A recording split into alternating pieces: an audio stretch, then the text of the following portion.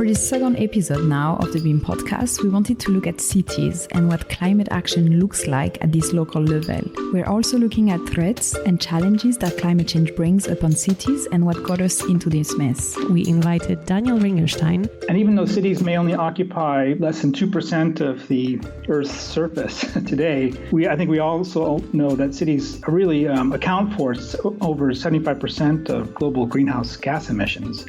So I think if we can solve issues at the city scale, we're actually going to have our biggest bang for our buck in terms of planetary health. Cities are also the place that are going to be under the most pressure going forward. I mean, the UN has set out their understanding that the world population, which kind of reach over 10 billion people by 2050, I mean, 2/3 of that population will live in cities. So it's really our absolute imperative to understand what this is going to mean and what the impact of cities will have in the future on climate change. And to know more about what we can already do about it, we talked to Chloe Pahu. If the cities and polities are creating new policy in order to improve and build sustainable city, the engagement of its local actor will be key to make it successful. Like if citizens feel so disconnected for this new regulation and this new change, they won't do it. This is the first thing.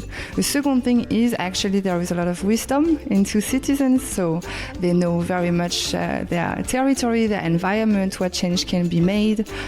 Some of them are very experts, so there is a very big incentive for them actually to give a contribution and be part of these changes. And we also invited Carola Hein. So how could a city of the future look like if it's sustainable? We have to rethink mobility patterns. We have to rethink our lifestyles.